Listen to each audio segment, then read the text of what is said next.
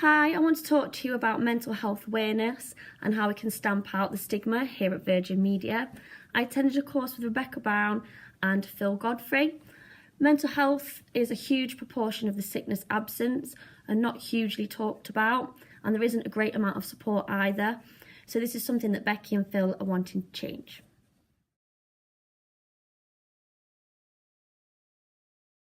So let's look at what is mental health. So officially, it's a person's condition with regard to their psychological condition. The trainers then asked the group 2 sets of questions, which I will show you in a second. I want you to ask yourself these questions and ask yourself if you would hold your hand up in a room full of people about these questions. And if you wouldn't, is there a reason why? Also, is there a reason maybe why you haven't answered yes to some of those questions?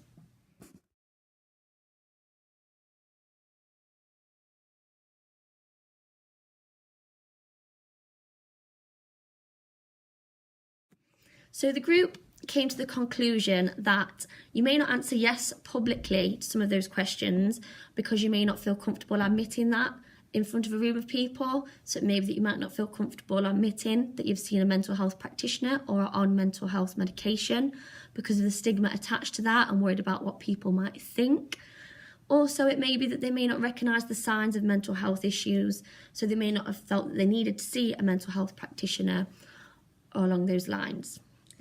We looked at the different causes of mental health issues. So you've got things like childhood trauma, breakdown of relationships, drugs and alcohol, pressure. It could be physical illness that has led to a mental illness, trauma, postnatal depression as well, financial. There's loads of different things there, just to name a few, that could be the cause. And then we also looked at the types. So you've got depression, anxiety and stress. Stress is not technically medical, but it is a form of depression. How many different channels of support can you think of at Virgin that we have in able to support people with mental health?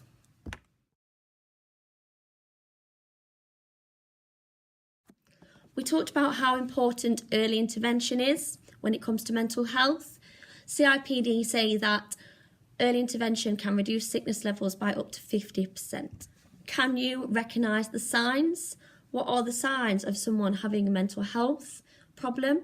And would you be able to recognise those straight away without having to ask, are you okay? Which is really important that we ask that question. So some of the signs that we talked about in the session were things like people going quiet. You might often hear people say, oh, you're quiet today, are you okay? But that could just be a change in personality as well. Someone's reliability, are they usually always on time and now they're becoming late? Could they have an increased consumption of caffeine or cigarettes? Are they becoming indecisive? Or sometimes they're overworking. You can find sometimes we're overworked to mask the issue that they're struggling with. Or you could notice a dip in performance or productivity, or that they're not sending as many emails. If you work remotely, that could be something that you might notice more than someone's personality change.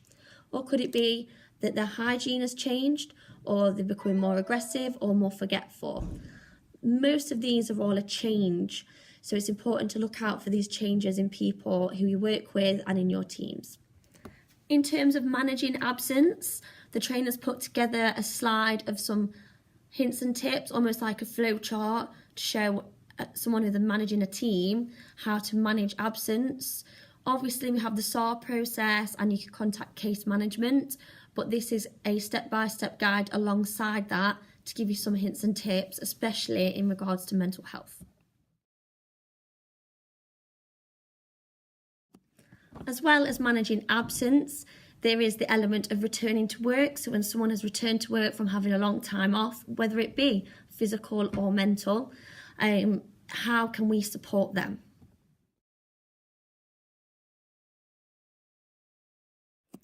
We did an activity which I'd like you to think about as well.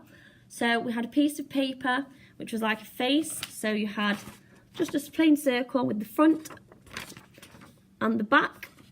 On the front, you need to think about how you are perceived. So how you think people perceive you, your characteristics and your attributes. And on the back, how you perceive yourself. So what do you think you are like? Now, the outcome of this was that actually we were all, as a group, every group may be different, but we were all very self-critical. On the front, confident, outgoing, hardworking, goal-getter. But on the back, self-critical, anxious, worried, all the negative emotions kind of came out first. So this is something to really think about. How do you perceive yourself and how do others perceive you? It's important to remember that we're all human, and sharing that with each other, sharing that with your teams to become a role model and show that it's okay to talk about this kind of thing.